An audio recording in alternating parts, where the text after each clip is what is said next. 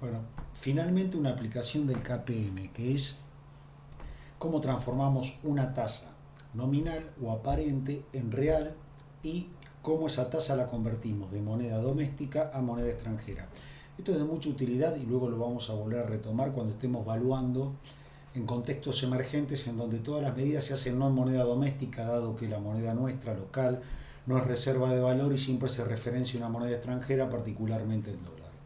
Yo voy a recordar algunas cuestiones que ya deben haber visto en matemática financiera y vamos a profundizar luego cuando veamos evaluación en contextos emergentes. Básicamente, existe una relación de tasas desarrollada por Irving Fisher en donde él hablaba de una tasa aparente, que es la tasa nominal, la tasa que se refleja en el mercado, en donde todos no solamente queremos que la inversión crezca, sino también que nos pague por la inflación que podemos asumir. Entonces, en la tasa queda reflejada la expectativa inflacionaria. Por lo tanto, la tasa nominal, si le saco la inflación esperada y la divido por 1 más la inflación, me da la famosa tasa real de crecimiento, la cual tasa real y tasa nominal coinciden en tanto y en cuanto la inflación se iguala a cero. Y es así que existen dos efectos. Los flujos de fondos que yo proyecto, por lo general, que todos ustedes proyectan y vamos a ver en el ejemplo, son flujos de fondos que tienen cargado la inflación esperada. Bien, si yo a estos flujos de fondos le quiero sacar la inflación que tienen contenida, lo divido por 1 más la tasa de inflación. Entonces, un flujo de fondo nominal de 100 pesos dividido 1 más el 10% de inflación esperada te va a dar 91 pesos. 91 pesos en términos reales es lo mismo que 100 pesos dentro de un año en términos nominales. Por el contrario, se disparó esto. 91 pesos dentro de un año en términos reales por 1.10 de inflación va a ser igual a 100 pesos en términos nominales dentro de un año.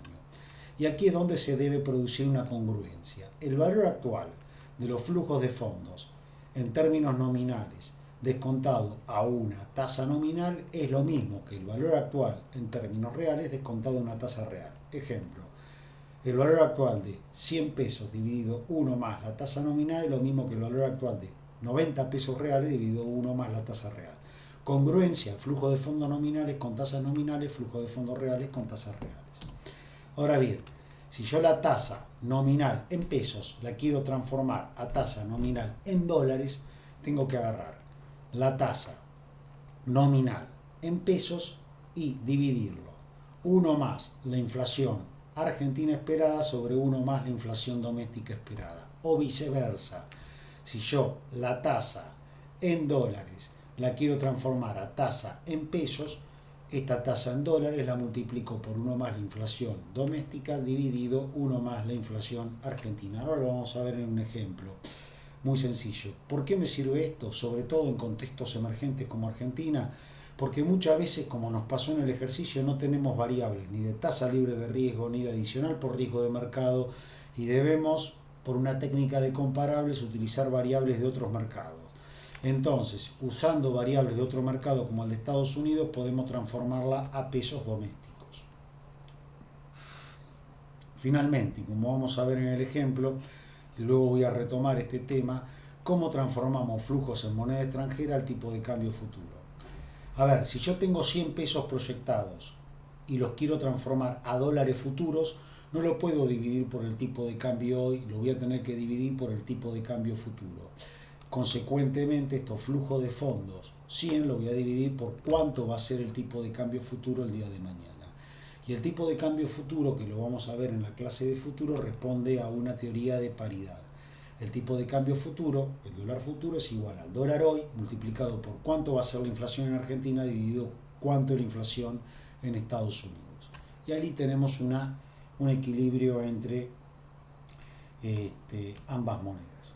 A ver, ¿cómo se comportaría el ejemplo de la siguiente manera? Vamos a seguir con Aluar. Dijimos que el valor de mercado de Aluar, capitalización bursátil más valor de los pasivos, es 122 mil millones de pesos aproximadamente. Dijimos que la ganancia por acción es de 5 pesos con 60 por cada acción ordinaria. Y dijimos que el valor intrínseco, en este caso, nos quedó con la tasa de crecimiento de 10. Vamos con la tasa de crecimiento de 0. Es de 65.190, pues claramente está sobrevalorada Aluar.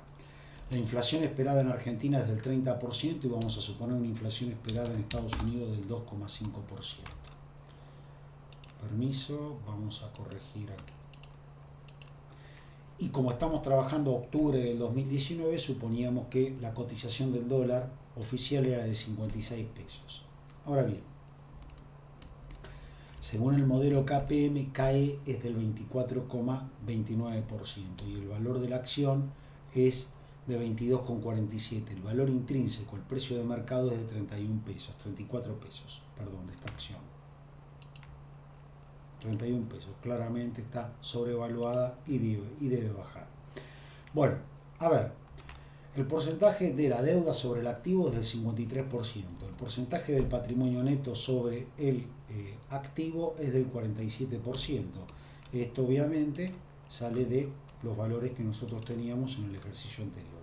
El costo de la deuda lo asimilamos al tipo libre de riesgo, 30%, y el costo del capital propio a 24,92%, que era el que obteníamos vía modelo KPM. Ergo, el costo promedio ponderado del capital es 24,82. Nuevamente, vamos a las fórmulas y rastreamos los precedentes, con una tasa de impuesto del 30%. Pito flechas. Bárbaro. Supongamos que nosotros tenemos un flujo de fondos real. Esta empresa paga 1.000 pesos por año sin inflación. 1.000, 1.000 y 1.000.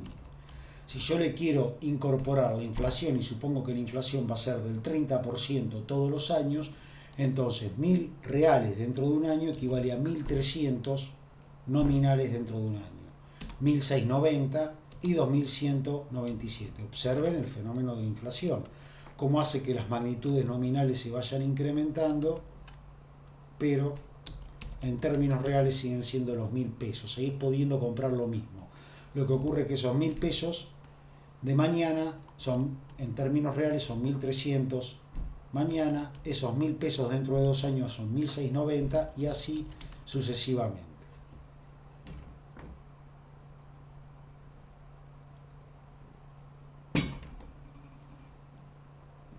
Bien, el valor actual de esta corriente de flujo de fondos de 1.300, 1.690 y 2.197 se obtiene calculando el valor actual de estos pagos a la tasa del costo promedio ponderado del capital con el modelo KPM 22,84. Ahora bien, cuando yo quiero calcular la tasa, el valor actual de la corriente de pagos expresado en términos reales, 1.000, 1.000 y 1.000, tengo que utilizar una tasa real.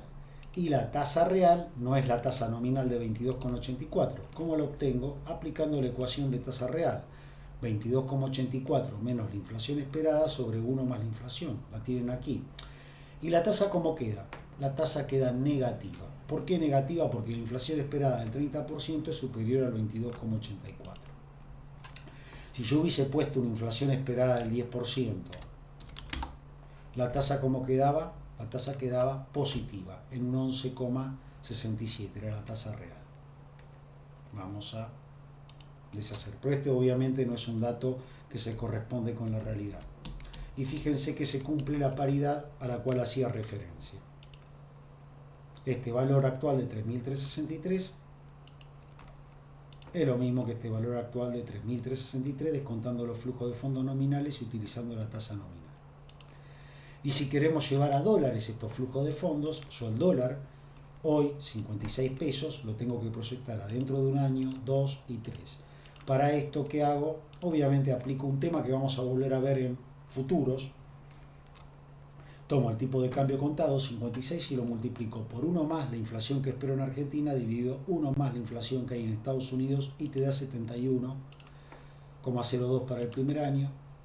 Respecto del segundo año es 71,02, lo que nosotros esperamos de dólar dentro de un año, multiplicado por 1 más la inflación dentro de 2 años, dividido 1 más la inflación dentro de 2 años, en Argentina y en Estados Unidos, suponiendo que los niveles se mantienen constantes en este ejercicio muy simple, da 90,08 y así sucesivamente. ¿Qué ocurre? Los flujos de fondos nominales 1.300 lo dividís por el tipo de cambio dentro de un año y te da 18,32, 18,76 y 19,23. Perfecto. El valor actual de esta corriente de flujo de fondos es el siguiente, es tomar los flujos de fondos en dólares para cada uno de los años que surgen de tomar el flujo de fondos nominal dividido el flujo de fondos en dólares proyectado y dividido la tasa nominal en dólares. La tasa nominal en dólares, ¿cómo la obtenemos? Vamos a rastrear precedentes. Es básicamente el costo promedio ponderado del capital nominal dividido 1 más la inflación en Estados Unidos sobre 1 más la inflación en Argentina menos 1. Y te da una tasa negativa en dólares de menos 13-15% por la alta inflación que hay en Argentina. Si hubiese sido del 10% la inflación esperada en Argentina, miren cómo bajaría el tipo de cambio proyectado y cómo la tasa nominal en dólares se transformaría en positiva. Bueno, en definitiva, este valor 60,06, si yo 60,06 dólares lo multiplico por 56, da el valor actual de la corriente de flujo de fondo en pesos, tanto reales, como nominales.